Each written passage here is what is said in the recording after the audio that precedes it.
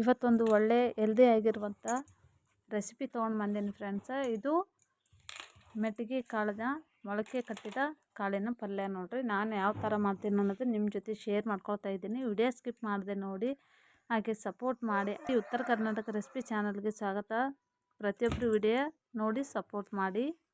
ಇವಾಗ ನೋಡ್ರಿ, ಕೊತ್ತಂಬರಿ, ಒಂದು ಟೊಮೆಟೊ, ಒಂದು ಈರುಳ್ಳಿ ಮತ್ತು ಶುಂಠಿ, ಬೆಳ್ಳುಳ್ಳಿ, ಒಂದಿಷ್ಟು ಒಣ ಕೊಬ್ಬರಿ ಹಾಕಿಬಿಟ್ಟು ಚೆನ್ನಾಗಿ ರುಬ್ಕೊಂಬರ್ತೇನೆ ರೀ. ಇವಾಗ ಇಷ್ಟೆಲ್ಲ ಮಸಾಲೆ ಮಾಡ್ಕೊತಾ ಇದ್ದೀನಿ.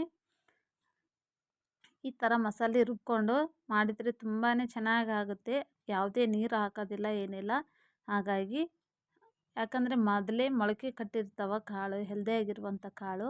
ಹಾಗಾಗಿ ಜಾಸ್ತಿ ಹೊತ್ತು ಬೇಯಿಸೋದು ಬೇಕಾಗಂಗಿಲ್ಲ. ಒಂದೇ ಉಗಿಯೊಳಗೆ ಅವು ಏನಾಗ್ತದೆ, ಸಾಫ್ಟ್ ಆಗಿಬಿಡ್ತದೆ. ಅದಕ್ಕೆ ಯಾಕಂದ್ರೆ ಮೊಳಕೆ ಕಟ್ಟಿರ್ತೀವಿ, ರಾತ್ರಿ ಎಲ್ಲ ನೆನೆ ಇಟ್ಟು ಮತ್ತು ಅದ್ರ ನೀರು ತೆಗೆದು ಕಟ್ಟಿ ಮೊಳಕೆ ಮಾಡಿರ್ತೀವಲ್ಲ ಫ್ರೆಂಡ್ಸ್. ಹಂಗಾಗಿ ಜಾಸ್ತಿ ಹೊತ್ತೇನು ಬೇಯಿಸೋದು ಬೇಕಾಗಂಗಿಲ್ಲ. ಹಾಗಾಗಿ ನಾನು ಯಾವ ಥರ ಮಾಡ್ತೀನಿ ಅನ್ನೋದು ತೋರಿಸ್ತಾ ಇದ್ದೀನಿ ನೋಡಿರಿ. ಇವಾಗ ಒಂದು ಬಾಣಲೆಗೆ ನಾನು ಎಣ್ಣೆ ಹಾಕೋತಾ ಇದ್ದೀನಿ. ಅದಕ್ಕೊಂದು ಸ್ವಲ್ಪ ಜೀರಿಗೆ, ಸಾಸಿವೆ ಮತ್ತು ಕರಿಬೇವು ಹಾಕ್ತಾಯಿದ್ದೀನಿ. ಜೀರಿಗೆ, ಸಾಸಿವೆ, ಜೀರಿಗೆ ಚಟಪಟ ಚಟಪಟ ಅನ್ನಕತ್ತಾವ ನೋಡ್ರಿ. ಚಟಪಟ ಚಟಪಟ ಅಂತ ಶಬ್ದ ಮಾಡ್ತಾಯಿದ್ದ.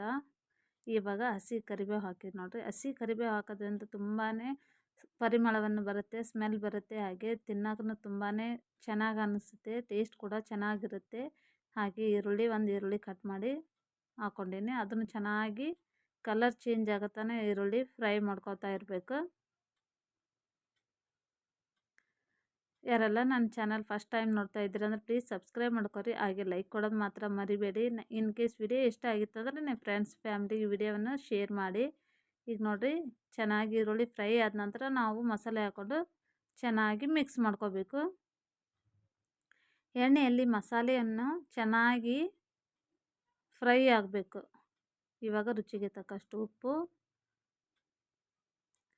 ಅರಿಶಿನ ಮತ್ತು ಖಾರ ನಮಗೆ ಎಷ್ಟು ಬೇಕಾಗುತ್ತೆ ನೋಡಿ ಹಾಕ್ಕೊಳ್ಬೇಕು. ನೋಡಿರಿ, ಅರಿಶಿನ ಹಾಕ್ಕೊಂಡು ಇವಾಗ ಖಾರ ಹಾಕ್ತಾಯಿದ್ದೀನಿ.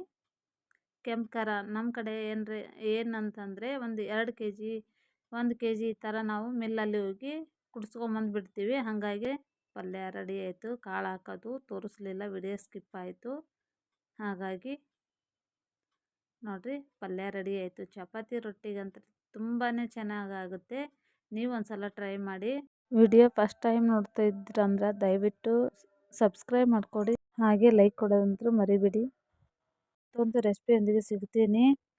ಹೀಗೆ ವಿಡಿಯೋ ನೋಡ್ತಾ ಇರಿ, ಹಾಗೆ ಸಪೋರ್ಟ್ ಮಾಡ್ತಾಯಿರಿ ಫ್ರೆಂಡ್ಸ್. ಥ್ಯಾಂಕ್ ಯು, ಧನ್ಯವಾದಗಳು.